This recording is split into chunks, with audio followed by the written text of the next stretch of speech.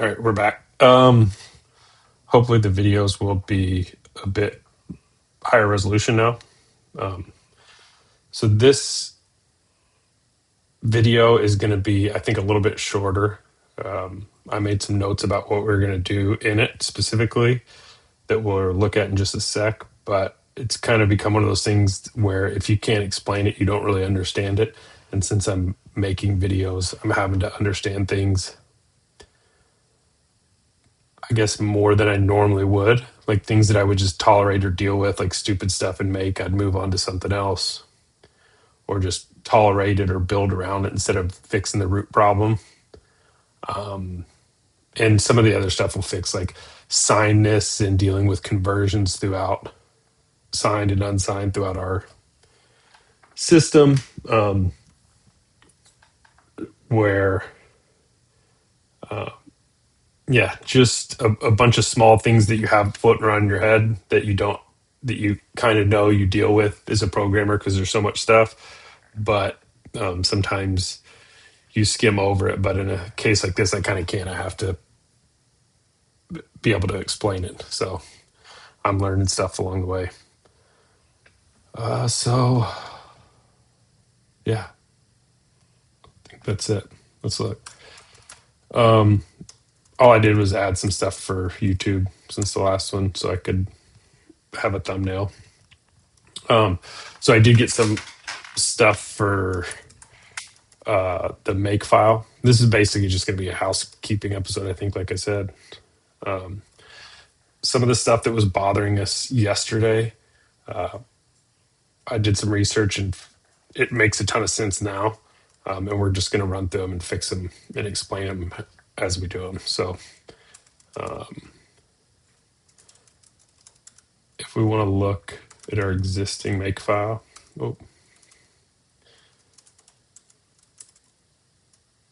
it's pretty much what we had before, but we had this stupid thing here because when we try to create the object files, it's creating them in the same folder hierarchy that the source itself is in. But we complained about this, and I know it was something stupid, but because it seems like such a common pattern, why would you have to do this? And it turns out you can just, it feels kind of brute force, but apparently it's super common, which is just when you're about to make or to compile the object file, you can essentially do this. And this is the directory of the object. You're just taking the directory of that. Another way to do it, and I kind of like it better, is this, because remember, this is the target, which is the object here, and you're just getting the directory of it.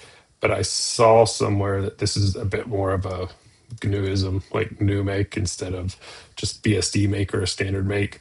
So that this is a bit more portable, or more POSIX, I should say, which is more portable, I guess. So we can do this. We're going to make a few changes here, but we'll just do one at a time. Since the build directory is gone, we don't need to, I don't even think we need to target. We don't need to target it anymore. So let's just make clean and make. All right, so see, now it actually works. And we don't have to create those individually. Oh, that's good. I'm just going to stage a couple of these so we can see them working independently. Each, because there's quite a few changes. Another thing that we did is we were never actually making the run target depend on the actual binary. So if the binary existed, run would just keep running the same binary, not trigger a rebuild. But if we depend on the target, let's just do it.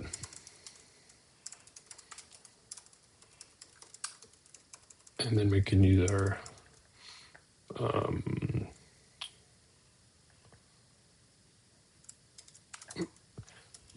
that we use this here. If we depend on the target, then make run improves the dependency chain. So we can just come in and do make run. We don't have to do make and then make run if anything changes. So that's another good one. Let's see. Make. We actually can.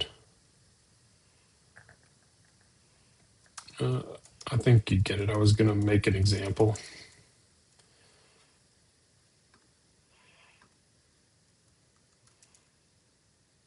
Let's change the file. Just as example. So see how it rebuilt because something changed, whereas before it wouldn't rebuild because all it was doing is running the file if it existed. It didn't have any dependency handling. All right, so that's the second one. What else? Oh, another important one is the dependency stuff it only looked essentially the build target only cares about object files and object files only care about C files. So you're missing if headers change.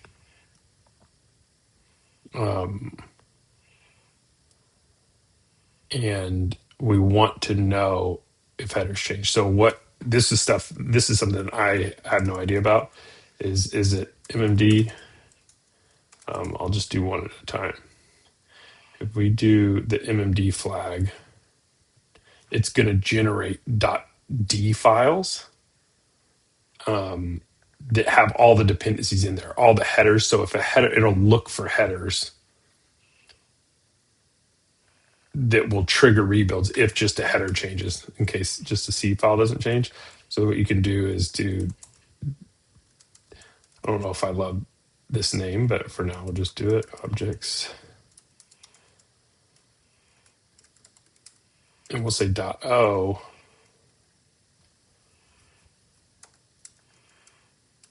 To .d. So this is just a way to be able to reference it. And what we're going to do here, let's just do it so you can see what it creates.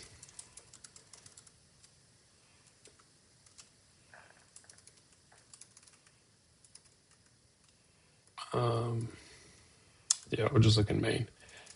It's essentially a make file, right? So it has all these dependencies, these H files. That's all it's doing. So let's look at a little more graphics. I was trying to find one that didn't have. Yeah, so this one, the .o file depends on this .c file and this .h and this .h and this .h. So if any of these change, and then in turn their own dependencies in each of these files, well, if they depend on SDL, well, SDL won't change, but if anything changes on any of the dependency tree, it'll re-trigger, which is cool. So what you do is include. How do you do that? Include depths, maybe?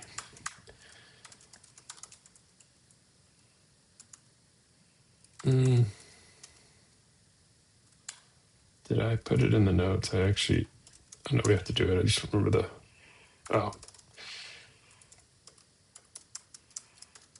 that seems like it should have been obvious.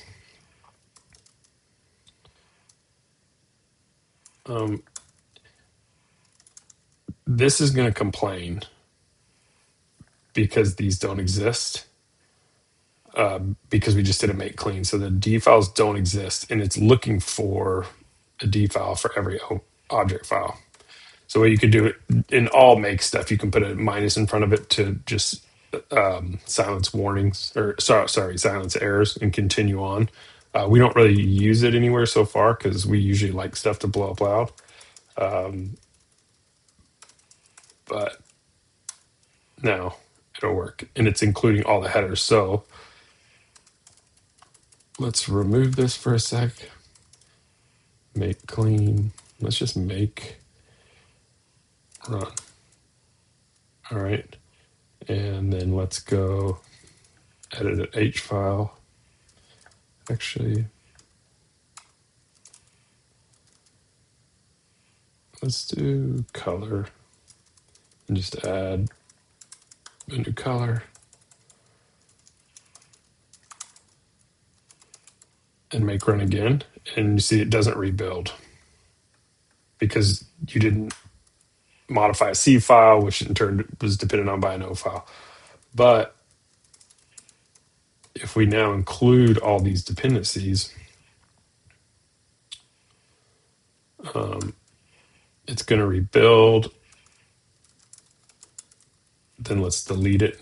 So we edited it. So it should rebuild again now because we're including all the files and it rebuilds again. So we're paying attention to all the header files. So stuff doesn't get out of sync. You typically with systems, you would edit a header file. It wouldn't be dependent on, and so code change, so you get stale dependencies. So this is kind of nice. It really makes it where you can use make run in our case for everything. You don't have to do a clean and then a make and then a run. You kind of can be more confident in all your dependencies being tracked. So there's another thing that you can do, which is I don't think we have to do anything else except for just add MP. And that goes one step further it's essentially to track if any headers get deleted or removed, or like deleted or renamed. So it could happen to us. I think it's just a no-brainer to add it. it it's not that we're going to be renaming headers and stuff that much, and not that we can't just clean, but all the documentation I ever saw, just use them in combination. It's almost why wouldn't you if this is just going to support this feature a little bit better. So cool. So now our make file, let's do white space cleanup. For some reason, still this doesn't clean automatically. Did I miss anything else? One note is the placement of this. It seems kind of like a weird spot. You'd put it at the top, but from all the, like when I was researching this, examples I saw did put it after the compile and link stage. Header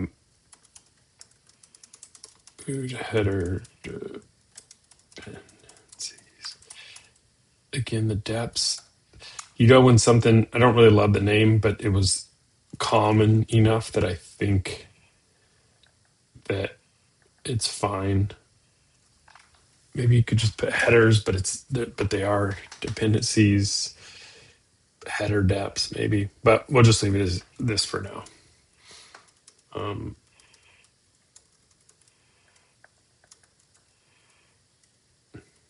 that's this.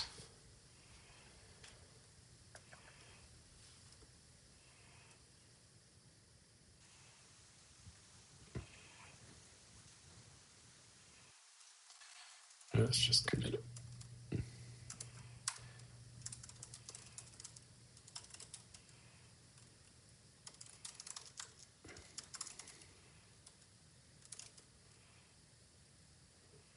We did a little bit more than that we tied it up, but I think this is the primary thing we did.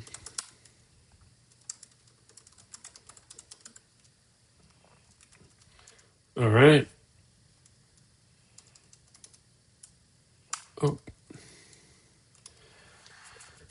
All right. So this is another big one. I've built a bunch of software rasterizers and 3D, like software 3D renders where you're just drawing pixels and you have coordinates everywhere, rectangles,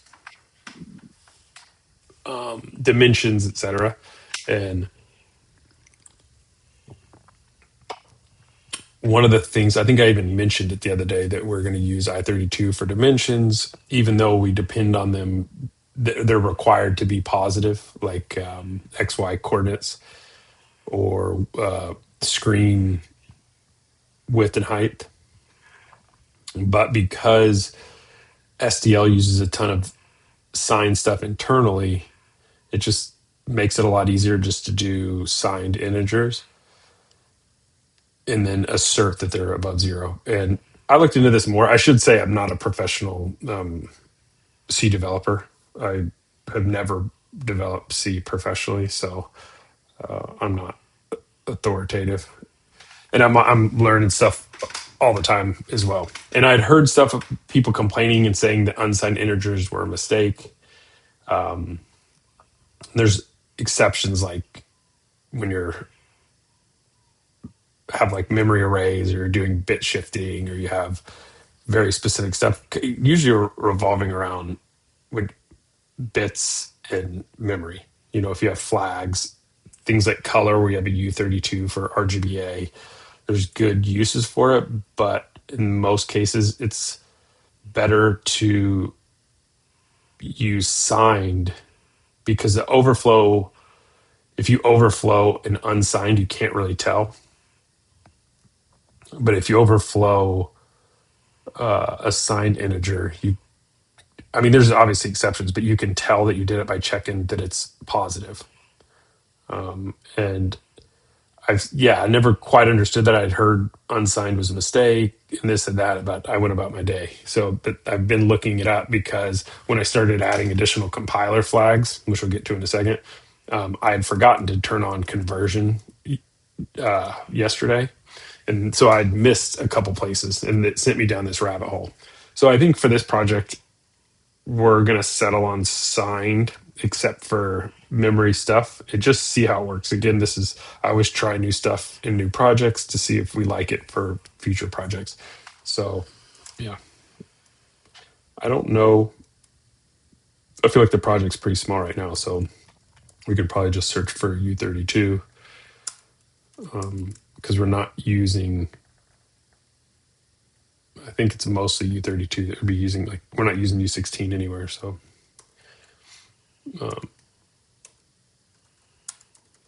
and this, while we're here, this is a U32 behind the scenes, the color, but it should have been specific. Let's fix the C file.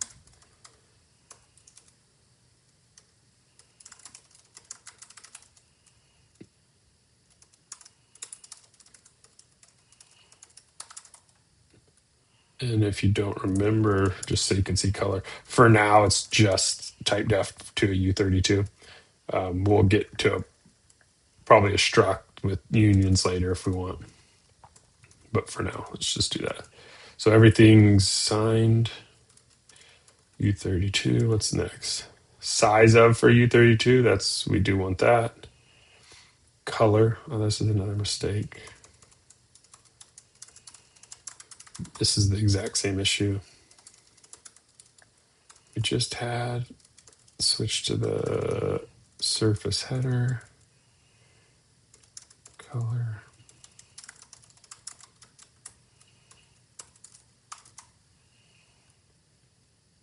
So this is an example where U32, actually, no, this can be,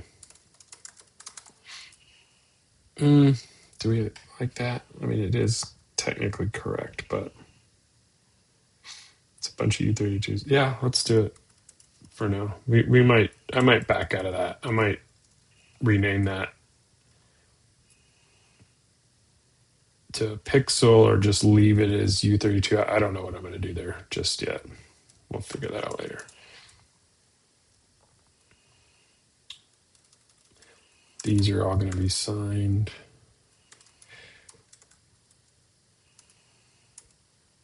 Size of, so all these other uses are valid. Is there a reason U8 anywhere? No.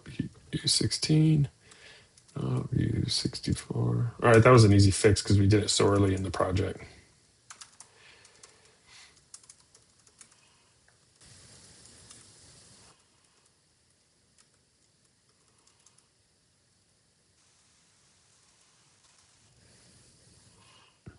if this was my own project and it was further along, I would split stuff up like this. Well, more like this, where you're switching the signedness, but you're also fixing a type bug. I would do those as separate commits, but I don't want to bore the video viewers, and it's so early in the project, stuff's just going to move faster.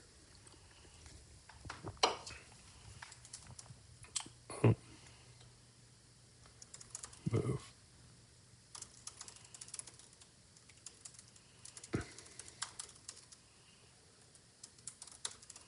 I'm just going to put except for memory now because size out, and I think that makes enough sense. All right, so compiler flags, we can actually go through these. I went through some of these were like conversion in VLA. I always use. Well, we'll just go through them all because some I don't use. I was looking up what is, current best practices. I typically do that anyway when I start a new C project because even though we're still using C99, the new compiler versions will add stuff. So I feel like it's probably worth looking it up. And we weren't passing any of our debug flags to our linker, which we can do. So what we'll really do, I'm going to just do this. Let's do.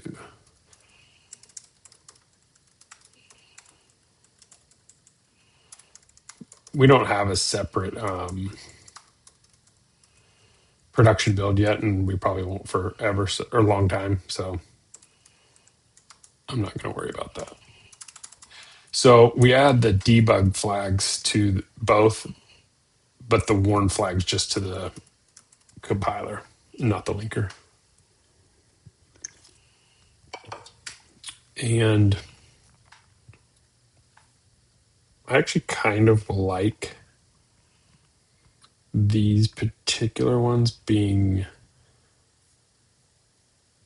I don't want them necessarily in there. The only thing I would change here for tidiness reasons is to put this at the end.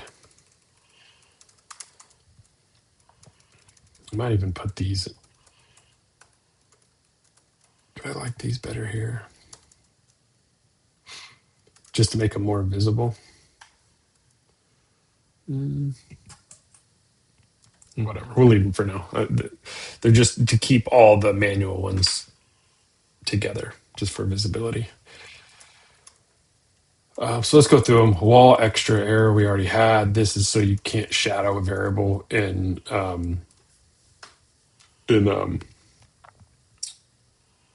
the second.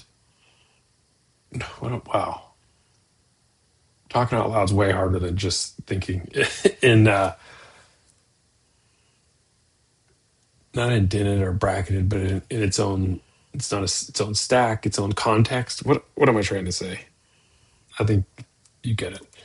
If you have, I don't know why I can't think of a word right now.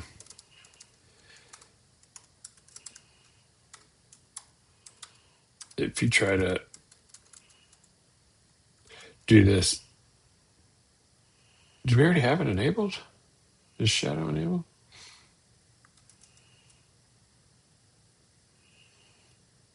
Maybe we don't. We haven't built it with that flag yet. Maybe shadow is enabled by default. That'd be nice to just get rid of it then.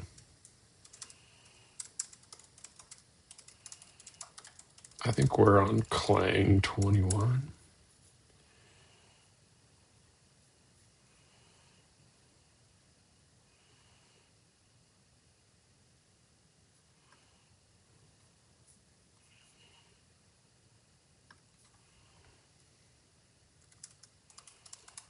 Maybe it's part of one of the other ones.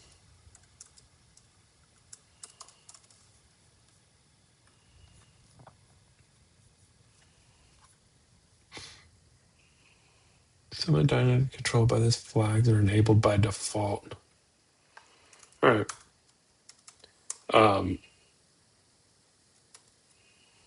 I'm still losing my mind that I can't think of the word. Not a separate context. It's embarrassing.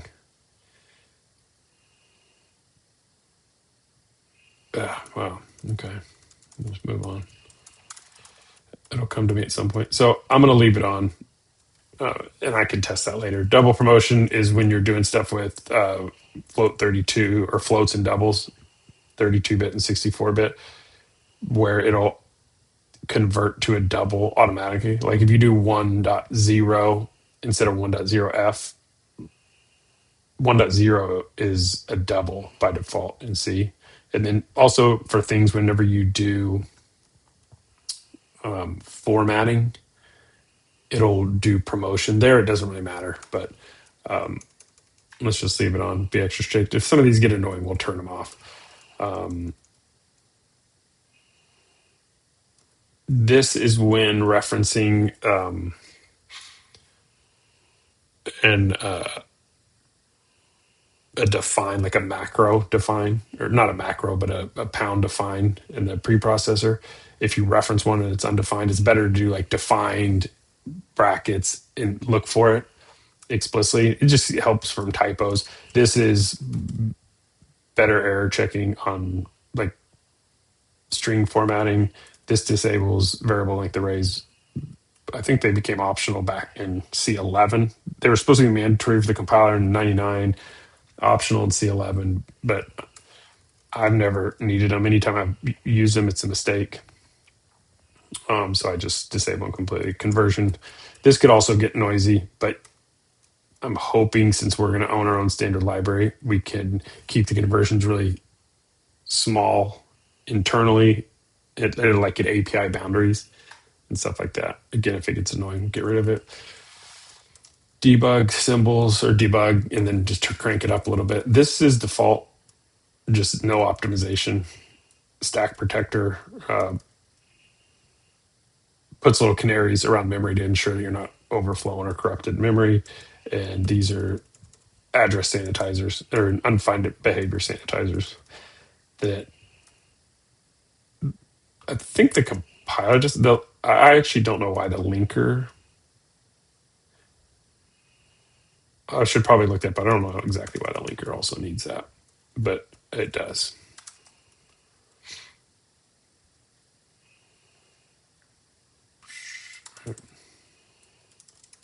See if we can even build. One thing that we also should do, this is one of the very few cases, since we changed the flags, we want to redo bear. So LSP will pick it up because the LSP will now show us errors for all of these instead of the previous ones we had. So for example, if we come in here and now you can see we got an error, we can just jump to, and it stood, yeah, now it's showing. So this is size int to an unsigned long.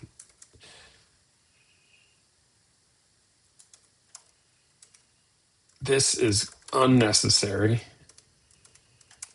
but it's, I think, a good habit. Like, this is never going to be this massive, but if you just wrap both of them in size T, like if you were just to do it to one, then you'd still overflow. This is just kind of sloppy because these would still be I32s, and the result would still be an I32 until you cast it to the size. Whereas I think it's better practice here for these, since you need size T anyway, to convert them both, then multiply. It's minor, but I'm just trying to be in the habit of doing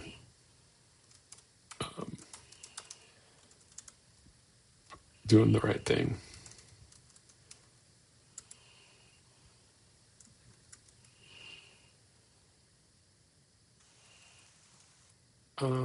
So this is, I think, size F returns size T.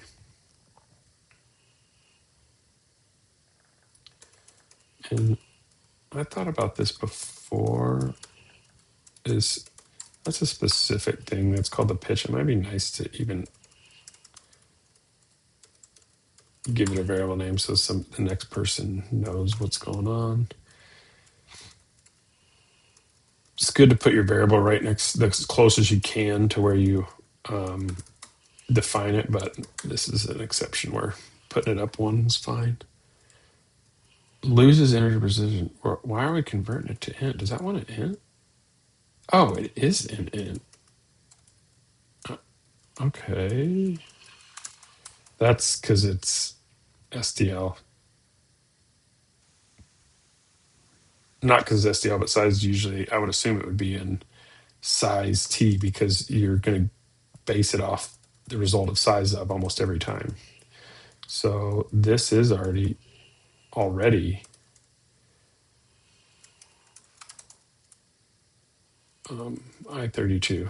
All right. That's kind of dumb. Normally here, because you're going from 64-bit to 32-bit, you might want to check the size first, size max or something, but this is 4 bytes, so who cares? What else? All right. Did we leave anything out?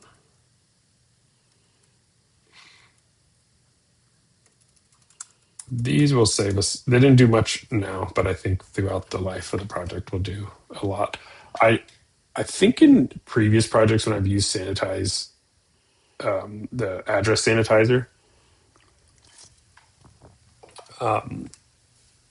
with SDL, I remember something where I might have disabled it. I don't know if it was performance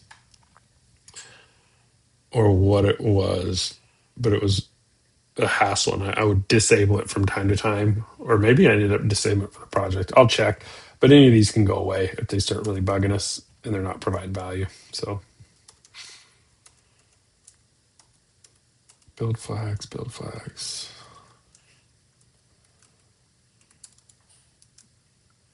Add.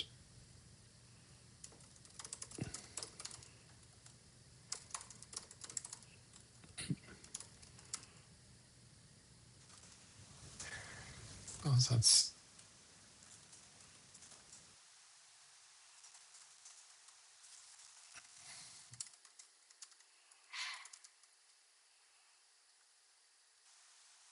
I mean, do we need to be that specific? Add additional flags. Yeah.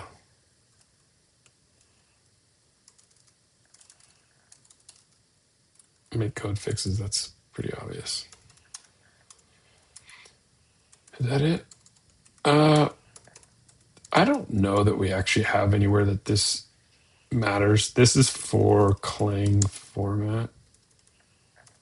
We have these aligns, and I like aligning consecutive macros, but I don't know if we even have an example. I was looking at one of my other projects when I did this, but if you have something like,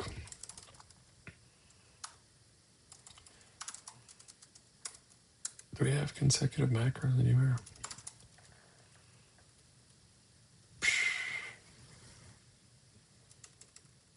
It's something dumb, like if you have define AAA is 10, define BBBBB is 20, then it does that. It's just tidy. I prefer it.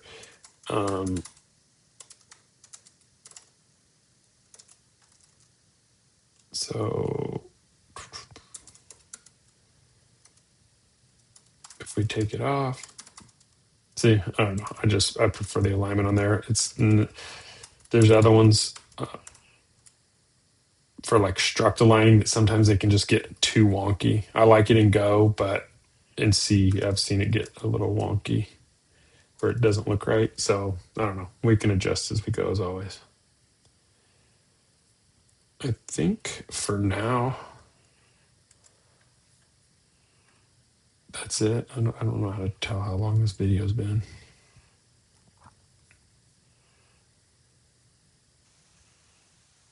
I generally don't. Does it say? Does it tell me 35 minutes? Okay, I found it. Yeah, I think that's kind of what I had planned. The next one I'm going to do is going to be on the memory allocator. I think will be a cool one. And once we have that in place, uh, we'll start stepping into other cool stuff like windows and dragging, clicking in response, handling events, etc. So cool. Thanks. See you next time.